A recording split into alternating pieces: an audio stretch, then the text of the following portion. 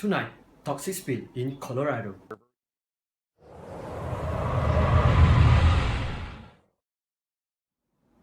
The Environmental Protection Agency EPA tonight is on a race to contain toxic spill in Colorado River, which the agency itself responsible for at least 3 million gallons of mining waste, turning the enemy's river into yellow. Now it's making its way past in, at least even into another states. Our national correspondent Jürgen Klopp is there. Along the enemy's river, a state of emergency, 3 million gallons of toxic sludge has spilled from the Gold King mine in Colorado. For 6 days, the mustard glow windy working its way 100 miles downstream, slowly clearing. The EPA said that it still had not identified how many thousands of individuals or wells might have been affected. There is a conference showing an uprising frustration from the local citizens. Tell us what's in the water. Tell us what's in the water. Anger and frustration boiling over at the community because the EPA, who's supposed to protect the environment, triggered the breach during the gold mine cleanup. Many gets their drinking and irrigation water from the river. The sludge contains lead 3,500 times higher than normal. Copper, zinc, arsenic also found. Meanwhile, the EPA is still conducting tests to measure the toxic level. Environmental Protection Agency officials says that the pollutant actually contains arsenic, lead, copper, aluminium and cadmium. This pollutant has contributed to the river to become as acidic as black coffee. So action is taken to make sure that the residents stay healthy. We spent thousands of dollars buying water from Farmington and Aztec because the river needs to be shut down since the spill has headed to the lake oil, well it is the main source of drinking water for the residents. We also strictly warn the residents to avoid recreational use along the Enemy's river. To avoid further contamination from happen, we also cease pumping water to a local college and golf course. Clean and healthy rivers are vital to our health, safety and quality of life. By protecting and restoring river, we are protecting clean drinking water and revitalizing our natural heritage for future generations. In this case, you can help to protect and restoring Colorado River by donating to us to support the cleansing of Colorado River. Moreover, the enforcement of law should be made so that this terrible accident can be prevented in the future.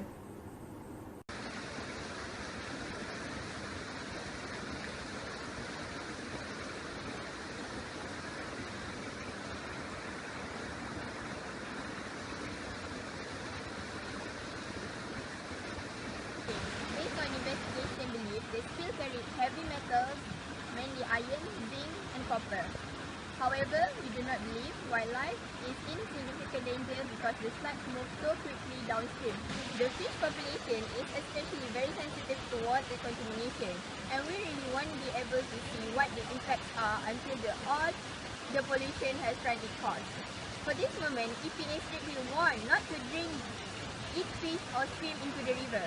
We are going to continue to work until this is clean up and hold ourselves to the same standard that we would anyone that would have created this situation. It's really ugly. I was shocked when I actually saw how bad it was. It's kind of like, I don't know how to explain the color. It's a horrible accident. See? It looks awful. It looks disgusting. You don't want to drink it. That's for sure. The most important thing is, what is in the water? I need to know the fish, the other life. How was them? Can we eat the fish after this? Look, usually wave after wave of people trotting past, but today nothing. Any kind of recreational activity need to be suspended. So where could I earn the money? EPA causes all of this. Then they say, oh well, and nothing happened. EPA, you are not Environmental Protection Agency, but you are Environmental Pollution Agency. Please, save the river. Make it back to normal as soon as possible. Or you, watch out. At first, I heard from news, the EPA said that about 1 million gallons of wastewater have been released out.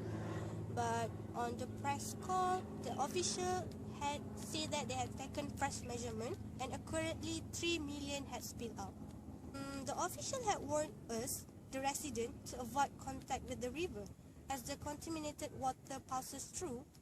And they're also warning us to has water tasted before drinking or bath. But I'm really angry and I'm very disappointed towards EPA. They should not appointed themselves as Environmental Protection Agency, but they should recognize as Environmental Pollution Agency. The river is not scenic destination. It is where people literally raise their children. It is where farmers and ranchers need to feed the livestock, where turns to feed people. Despite, I'm really sad with the EPA comments. They say they do not believe the wildlife in danger. Are they blind? Can they see the wastewater had turned parts of the river into the bright mustard yellow? I hope that EPA take responsibility and bring back our happiness.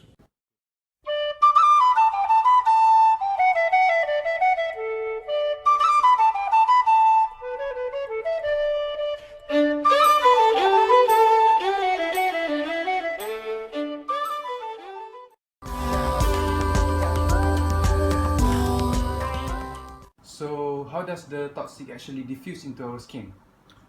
Oh, actually, some toxicants move across a membrane barrier with a relative ease, while others find it difficult or impossible. By the way, these toxicants cannot pass through the membrane so easily because they cannot only use the simple diffusion. For those that can cross the membranes, do so by one or two general methods, either passive transfer or facilitated transport. They cannot simply diffuse across the membrane. They require assistance that is facilitated by specializing their transport mechanism, which includes three mechanisms, which are facilitated diffusion, active transport, and endocytosis, which include also phagocytosis. Unlike the simple diffusion, this facilitated diffusion requires carrier protein in order to help to transfer the toxicant and other molecules from outside of the cell to the inside. Once the molecules or toxicants bind to the carrier protein somehow will help to transfer them from outside to the inside. And different from the simple diffusion, facilitated diffusion is much easier to transfer the molecules and the toxicants.